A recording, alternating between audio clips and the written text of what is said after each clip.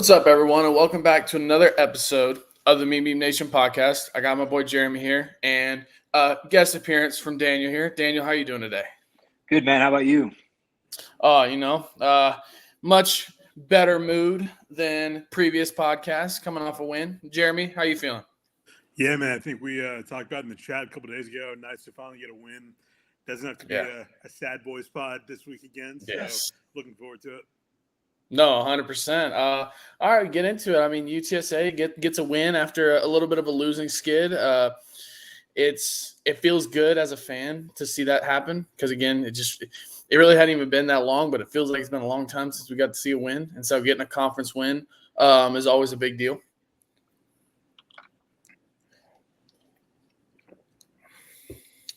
And I mean, looking at the game stats, I mean, you see UTSA dominated in total yards, passing, rushing, all the main parts on offense, which is huge. Again, penalty yards were down a lot from the previous weeks. I think still a little bit higher than I'm sure Coach Traylor wants, but definitely lower, which is huge. And then, I mean, they dominated in time of possession too, which is always going to be good and key for a win. Jeremy, what do you think? Yeah, man. I think a lot cleaner of a game than previously. However, like I think we talked about before, penalties still have some room to clean up, particularly if you're playing home field advantage. I think there's a lot of room for improvement there. The game, or at least what the stats don't mention, are the injuries, and I'm sure we'll dive deeper into that. While we did win this game, it was a lot closer than it should have been. The Owls right now, I believe, have yet to win a game in the AAC. They're 0-3 right now, 2-5 overall. And so at least, we knew, at least now, going into this previous game that, okay, we're not the team we thought we would be. But I was at least personally hoping, okay, we'd be pulling off a 2-3 touchdown win maybe. But as far as the spread gap between us and them goes, but definitely a lot tighter than I'd like it to be. You could kind of see some of those cracks forming early on too, where we've sort of had to kind of go for the field goal instead of really getting that run in. And first one, Tay Sandell has been doing really, really good as far as getting the field goals in. 33-yard field goal, put the first points on the goal on the scoreboard for us. But at the end of the day, when you're playing against teams like FAU, I don't really think you can be kind of affording to have that be your mentality. And again, like I mentioned before, we'll go into the injuries, but for this kind of win, we lost quite a few players going down, one of whom we'll talk about a little later. But, at the end of the day, a win is a win. We're halfway through the season.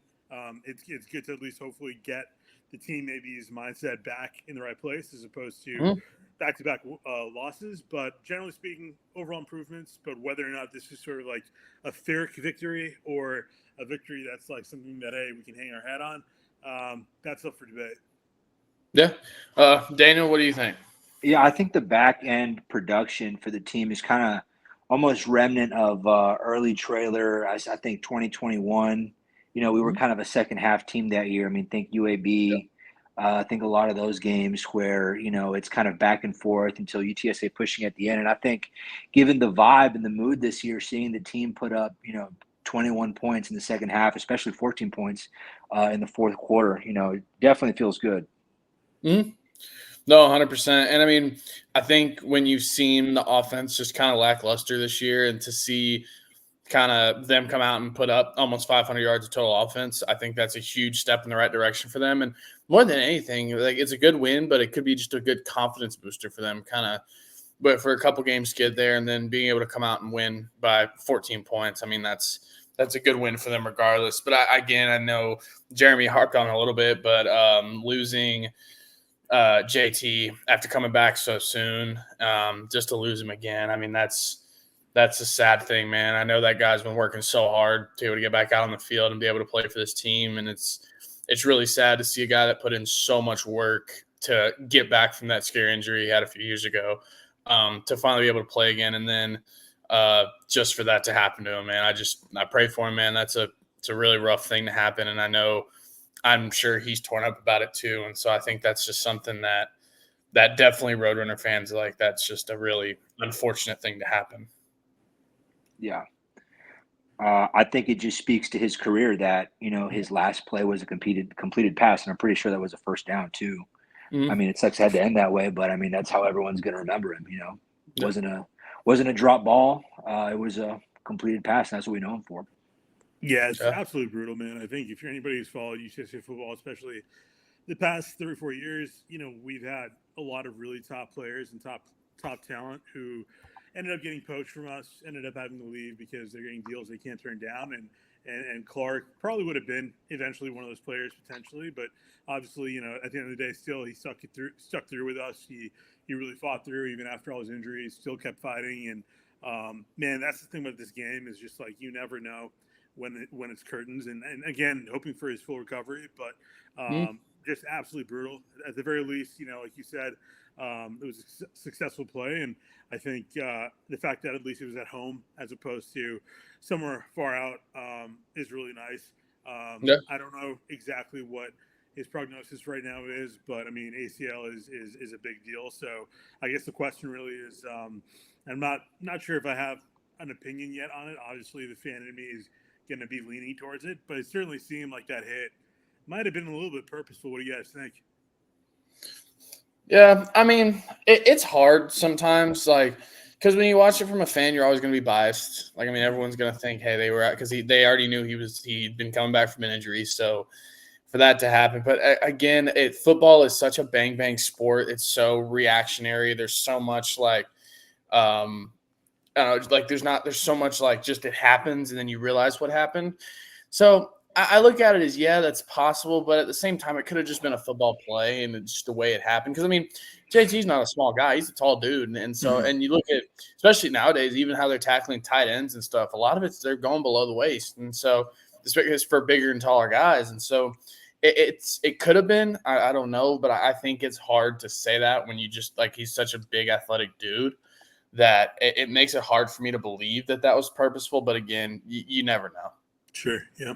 Yeah, and it's funny you mentioned tight end. I mean, that was kind of a tight end route where he was kind of up the middle, Yeah. wasn't that deep. He had a guy behind him, and I think it was the guy coming in his direction. He's moving in Mm, that guy's direction. So I'm with you. I think it's just an unfortunate deal mm. of how it ended, but I don't think it was intentional. Yeah, and I mean JT's gonna be one of those guys that goes down in UTSA football history. He was a big part of those back-to-back conference championships. He's been a big part of this team for the last 3-4 years, and so I think it's a really unfortunate way for him for it to go out not on his terms but on someone else's terms, which always sucks. But I think at the end of the day, everyone at UTSA is going to remember him as a guy who helped change the trajectory of UTSA football. He's been such a leader. I wouldn't be surprised if he sticks around on staff, kind of like Antonio Parks. No, it's true. It's a Mhm. very real possibility that you see him kind of stick around because, again, he's so invested in the university and he's so invested in the coach trailer and so invested into the success of the team that, yeah, he may not be able to play, but he can make an impact in another facet of the game. Mhm. And I mean, I know it's a good win, and we got to look again at next week, playing Tulsa at Tulsa. I'm kind of looking at it. They're 2-5 as well, and so I mean, but Tulsa's always no joke. They're always going to be able to come out and surprise you, so you never really know.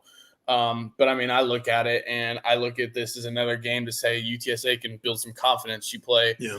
FAU and then play Tulsa. Granted, it's away, and so I mean, with playing games on someone else's turf is always hard.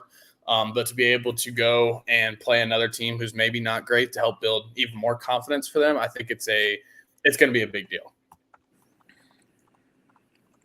Yeah, I think Tulsa is going to be sort of a really godsend because it's going to be our first like sort of back to back, or not first back to back, but really good back to back streak where we're going to be able to get a little bit of a breather, hopefully, and that's not to in any way be derogatory towards Tulsa. I think it's definitely going to be a game, and we're certainly in no position to say, oh, we're gonna, gonna sweep, the next game. But I think when you look at the rest of our schedule, you got Memphis after that, you've got North Texas, you got Temple, and then you've got a freaking number 23 right now, Army. Yeah. It gets pretty brutal pretty quickly, and we're not going to have if we can't get our confidence up right now, right? If we can't have some back-to-back wins, it's going to get really, really tough moving forward because at this point we're right in the middle of the season, and so I think that mindset is really going to be what's key. And it'll be interesting to see, I guess, what happens as far as injuries go. I think during the last game, obviously JT Clark went out. I think we had lost Ken Robinson, Ronald Tripley, and Donnie Taylor as well. And so I think, I don't know how injuries are going to look like right now moving in. We definitely are dealing with a very banged up team. And so I think keeping these guys healthy, just winning and making sure that we're ready for that home stretch, particularly, North Texas and Army. I think that's going to be really key if we still want to keep sort of, I guess, whatever bowl game hopes or whatever you want to call it alive. Yeah. I think these next two games are extra important when you consider how injured we are. There are a lot of stars that are kind of coming up, right? We've had Jamal Hardy. Brandon Hines, no surprise. Since game one, he's kind of been showing out. But there are probably some more diamonds in the rough, I think, in the O-line, D-line that are kind of waiting their turn. And I think if we can, build enough of a lead, especially this week, where a coach can kind of start rotating and kind of playing with these combinations, I think these next two games are a good, opportunity to kind of figure out what these harder matchups, namely UNT and Army, are going to look like with what we've got. Yeah. You look at UTSA's schedule after Tulsa. You pretty much run into the gauntlet of the American football. You're missing Tulsa, but you play pretty much every other good team in the American. And so I think now more than ever, this game is going to be more important just for a confidence boost. Yeah. If you can go in with off back-to-back wins, it gives you a little bit of confidence. Guys play a little bit more swag. They'll be able to maybe pull off some games that they maybe shouldn't. Right. And so I think it's one of those things that this is a very tone-setting game for the rest of the season, knowing that what's to come, it's going to be a really, really interesting end to the season. Mm-hmm. And I think, a positive, though, too, is, I believe, correct me if I'm wrong, but the schedule I'm looking at, the rest of our games outside of Army are going to be, home games, right?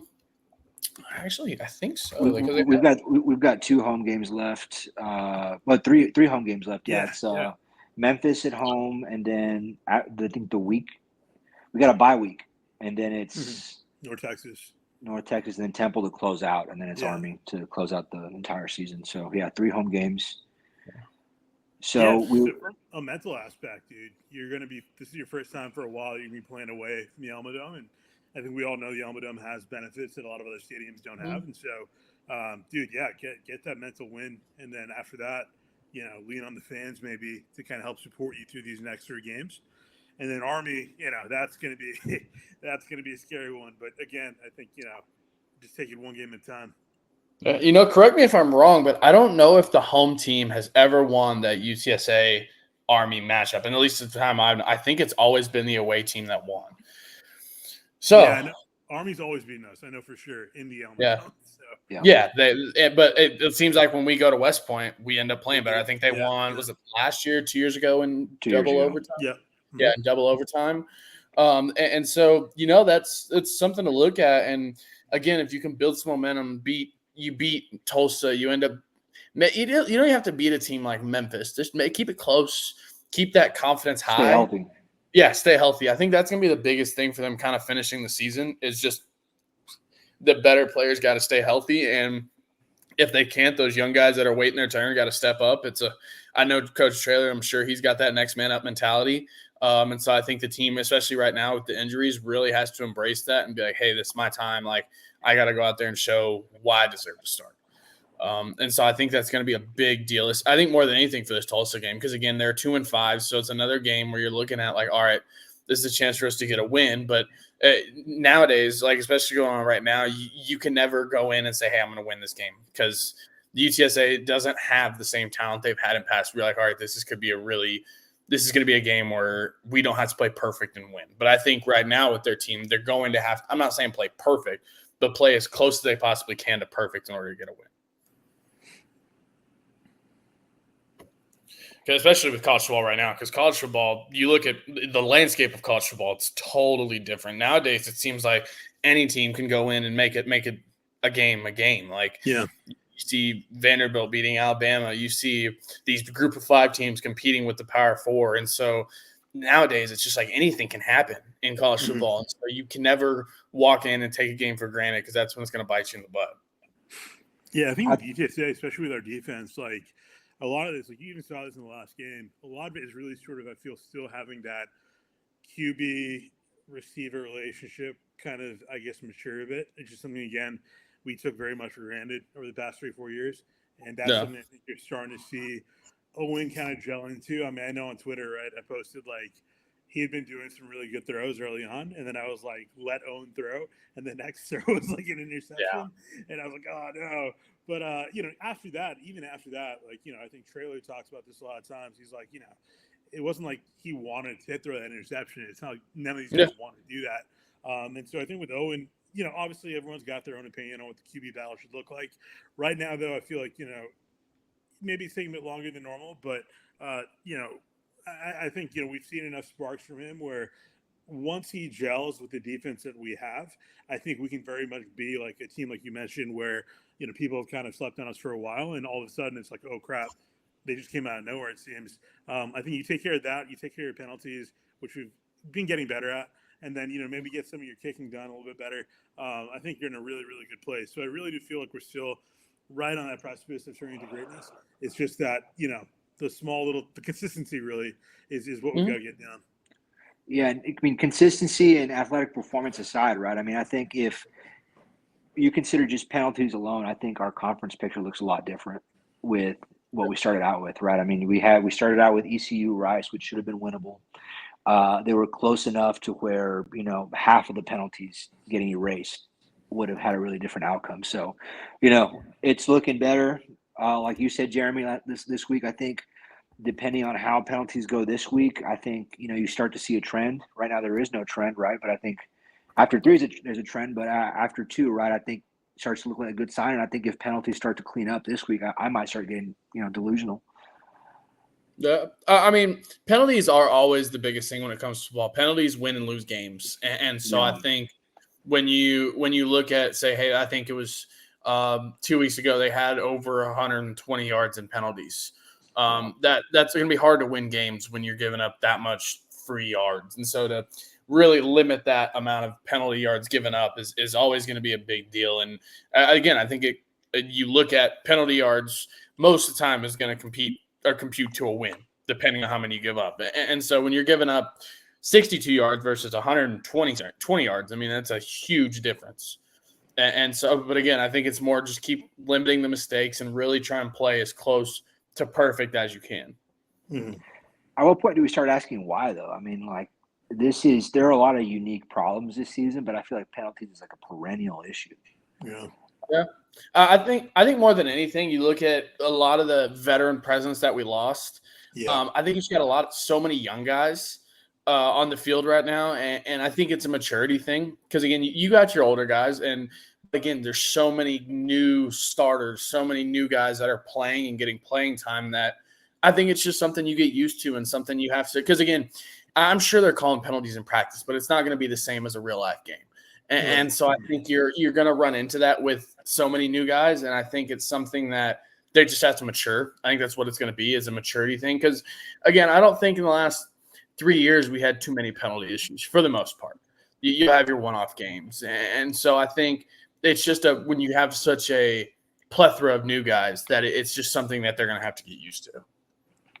Yeah, I definitely echo with that. I think there hasn't been, at least since last year, there hasn't been any like super major changes when it comes to the coaching staff overall. However, the big changes obviously are that veteran staff, guys like Frank Harris on there. There's definitely something got to be said where, I mean, if Kalechi was here, he might have been able to give some insight on it. But I'm sure that there's got to be like a different mental discipline when you can go through practices every single day, but when you have somebody on the field with you who is kind of keeping you tight, keeping you disciplined, that's got to be like a very different aspect that I guess, when you're a new player, it's very hard probably to coach that from the sidelines or to remind players maybe of that on the sidelines when you've been maybe so accustomed to having that kind of leadership element right in front of you most of the time.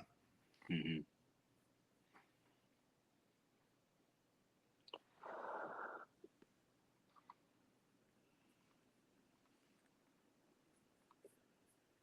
Hold on. Looks like we lost David. No worries, good.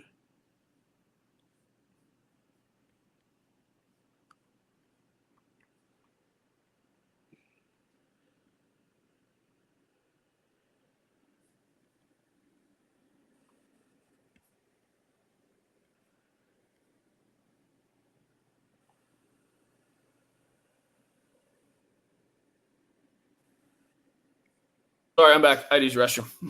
No, you're good. No worries. Well, I put it in the chat. I don't know what anyone saw. My bad. Caleb, do you need us to like put our hand on the camera? Or are you good? I'm good. I'm writing it down. Okay, cool. All right. We left off on penalties and maturity. Jeremy was the last one to talk. All right. I just think with when you look at the youth on the roster and so many not only young guys but new guys to the program, I think it's just something that's going to get better with time. And as well, I don't know if it's just me, but I notice it a lot more nowadays. There's just a lot of penalties that get called, tic-tac fouls, like things like that.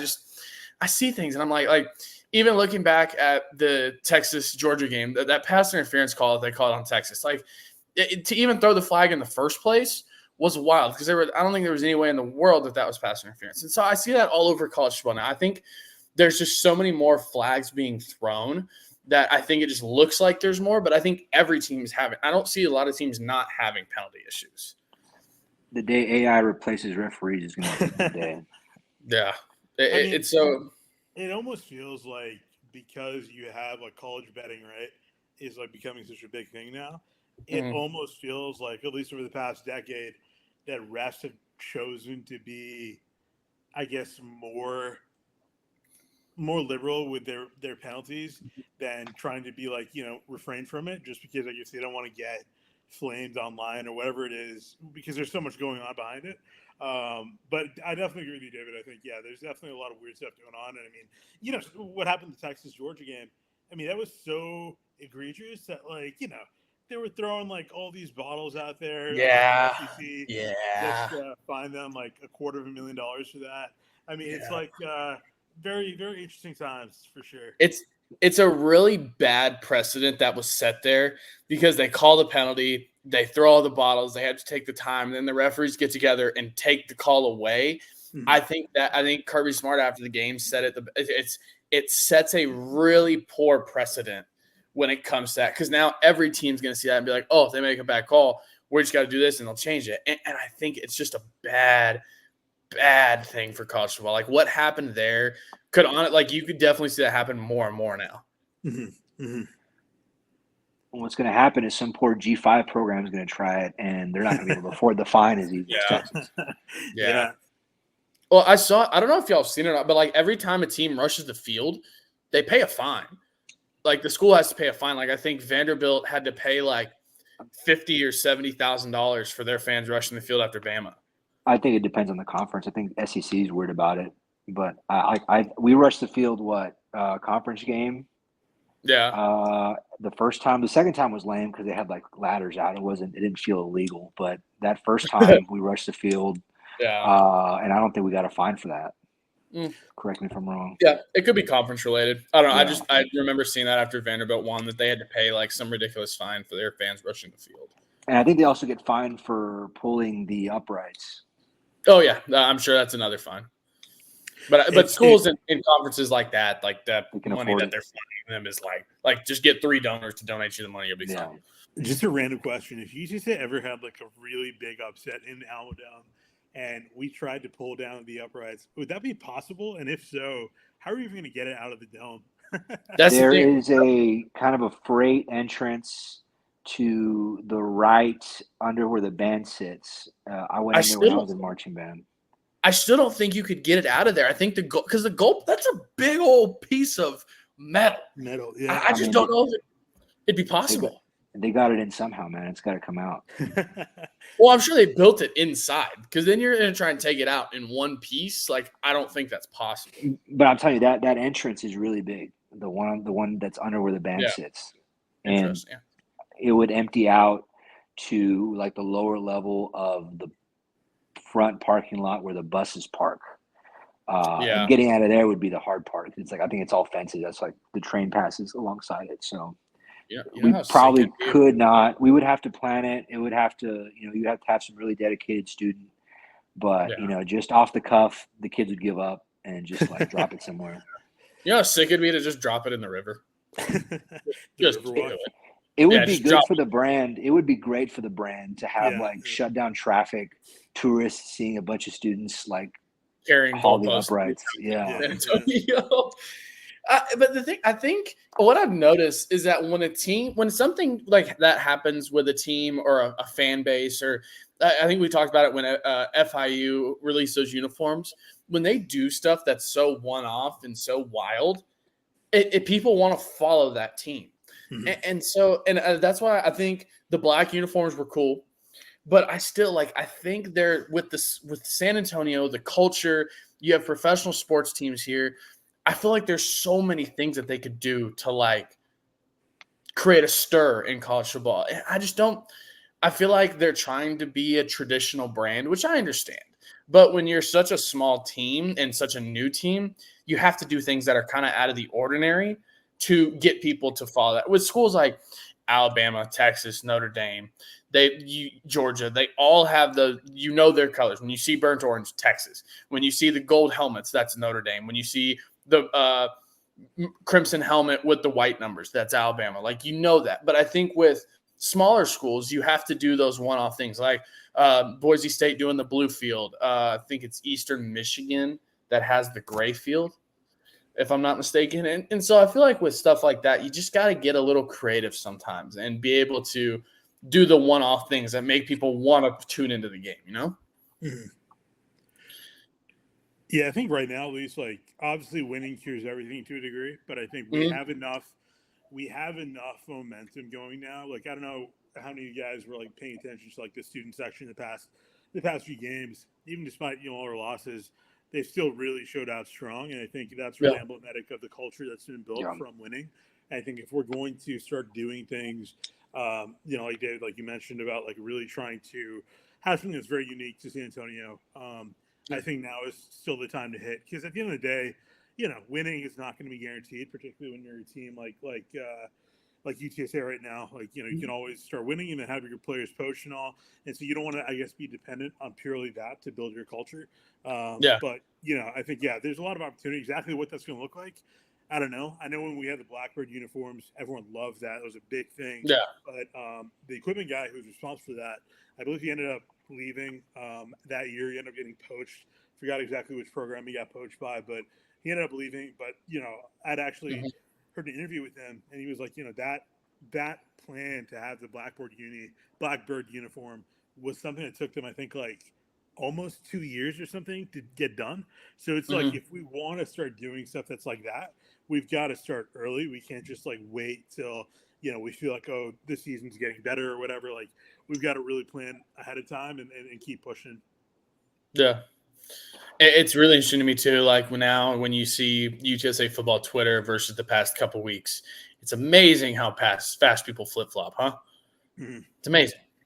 It's like whenever you're winning, everyone's like, "Oh, this is the best thing ever," and then you lose, and everyone's like, "Everyone should be fired." And it's so amazing to me. Like I get being a fan, and I get having your concerns. Yes, totally understand that. But at the end of the day, these dudes are 18 to 22-year-olds. Like they're just guys playing a game, And so it's so hard for me to sit here and see people criticize on social media. And it's like, dude, these guys are, just because they play football doesn't mean they're untouchable and doesn't mean they don't have feelings. Hold on. Oh, did we lose Daniel? Oh, I'm here. You good? All right. I was on the topic of uniforms. There were some hints dropped on social media this week. I don't know if you all picked up on that. David, you made a surprise face. Caleb or Jeremy, you know what I'm talking about? I don't know, man. Hey, this is news to me. Yeah, so somebody had tweeted that a little birdie had said something about something. And then one of the Alamo Dome Audible guys tweeted that on Sunday, it was like a little like some goddess or something, but there's like a Nike connection to that picture. No context. So Interesting. Huh. Wait, so you're saying Nike related gear, or Hold on. yeah, hold on. I don't know that we want to break that before they announce it. All right. Cut it out. There's supposed to be the Nike announcement that's either end of month. Oh, snap.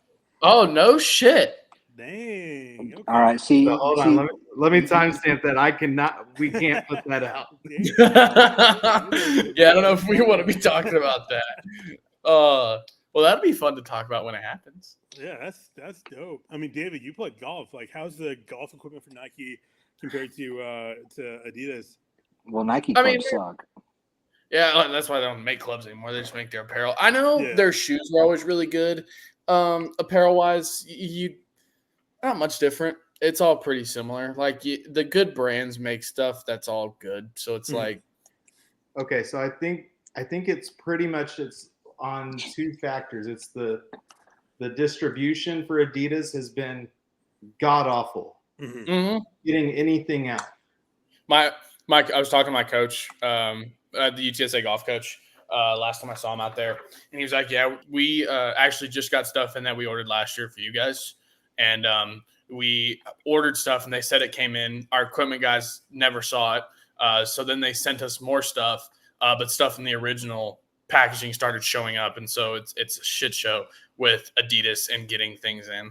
Yeah, we're just starting to get things in the bookstore that have the new Adidas logo without the wording. It's just the thick 3 stripes, and we're getting ready to move over. Like it was noticeable with the 210 helmet where everyone wanted the 210 gear when they did that, and there was nothing in the bookstore, and we were saying, oh, it's a problem because the bookstore and the rights, blah blah blah, it's difficult, it's supposed to be team issue.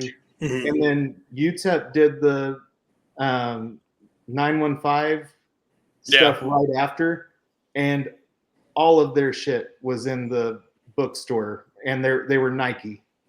Should we be able to get like better jerseys now too? Better jerseys. I wouldn't be surprised if part of this is also the UT Board of Regents making sure that all of their schools are Nike. Because I think us and maybe I know even like UT Tyler's Nike, UTEP's Nike. Yeah, so I'm sure PB's Nike. I'm sure the Board of Regents is working on something there too. Wow. Yeah, well, all right, we gotta have an off limits. Yeah. You so gotta okay, have an off limits note before anytime you have me on, because I'll go anywhere. Where do you want to? I know we were talking. I think David, you before. You're talking about criticizing. Yeah, we're talking about criticizing players and stuff. All right. All right, we can start there. All right, I'm marking. I'm time stamping. All right.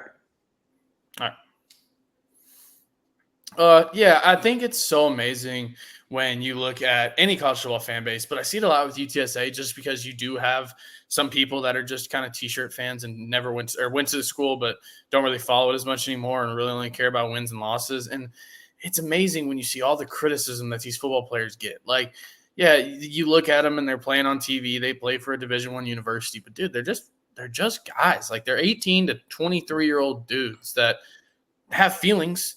Like, just because you're 18, 19, 20 years old playing football doesn't mean you don't have feelings. And I know everyone's on social media now, so everyone sees it. And so it sucks when and it's not only that, like for me, especially because I played sports there. So like, I know a lot of the guys that play on the team. And so it's like, I know they're all good dudes. And to see all this stuff criticizing them, it's just like, sucks. Like, it sucks to see people, get criticized by someone who never played football, never played the sport. It just sucks. I don't know.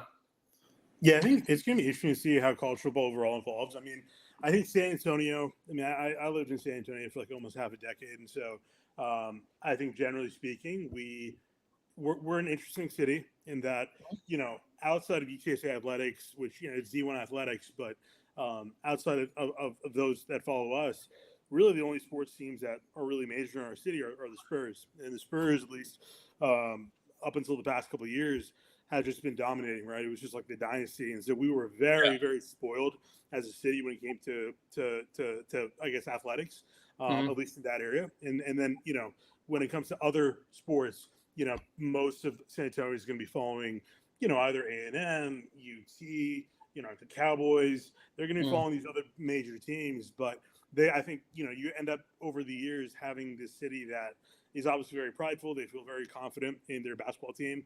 And then if you happen to be following these other sports, it's very easy to have these sort of backups, right? Whether it's UC A&M, whatever, or, even in the professional leagues, backups were okay. If things go badly, I'm not going to feel any sort of real dedication to this team. And so I think it's very easy then with that mentality to like just throw your team or throw your players on the bus and be like, oh, we're just, we're not like that, those other teams. And so I'm just going to freely go on here and just criticize them. And then I think the other aspect, which arguably I think is going to be a much, much bigger factor moving forward, is just the way college betting is going. Obviously, in Texas, at least, not as much an issue right now, although I know plenty of people that go out of state lines to cast their bets in. But, I think you're going to see that more and more where with NIL, right, players are going to get paid now.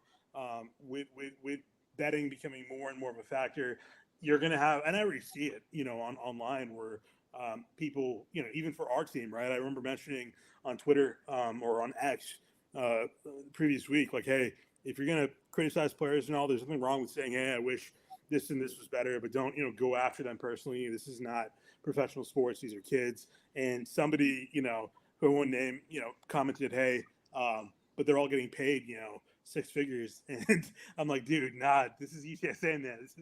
This isn't UT. These guys aren't pulling off 7-figure deals. Like most of these kids are just getting enough to, have food on the table and, make it through their classes. Like they're not rolling around in dough. They're really putting their health on the line. And you just see that with guys like JT Clark, right? Like these are guys that arguably in other programs, if they were healthy, would be pulling like pretty big bucks. And not to say that if they're pulling in big money, you should still treat them like a professional player. But when we're talking about UTSA, at least in particular, like these guys are really going out there for entertainment. They're really sacrificing and risking a lot. And so I think, while I think you have every right, if you support the team financially with your time, to raise a complaint, at the end of the day, when it comes to the players, I think it's really important to remember these are kids. They're teenagers, early 20s, and it's important to have like some kind of line drawn there. Yeah, I think the big differentiator is even like within the NCAA, like, college sports overall. If you tweet Jalen Milroe sucks, like he's not going to see that because of how big that brand is. Yeah. Versus you tweet, Owen McCown sucks, like, or even these other players whose like parents are really active. Owen's dad's not that active, but like there are like other players whose like moms are super active. And they'll call you out, and that's just because of the size of our program. So, my thing's always been, especially in our program, the players are off limits. Now, staff, maybe not. I mean, those guys are making six figures, but for sure, like a program our size, it's going to get to them one way or another, student-wise. Yeah. No, it's true, 100%. Yeah, I think it's just one of those things. It's just, I think good comeback and good win against FAU. I think that's a big step in the right direction. And then hopefully we can go and get a good win against Tulsa here this week away from home and be able to kind of gain some momentum going into the end of the season. Maybe make a bowl game. Who knows? See what happens. Daniel, you got anything else? Big thing I'm looking for in Tulsa is to find some new diamonds in the rough, some more weapons, hopefully, that we haven't really seen yet to prep us for Memphis.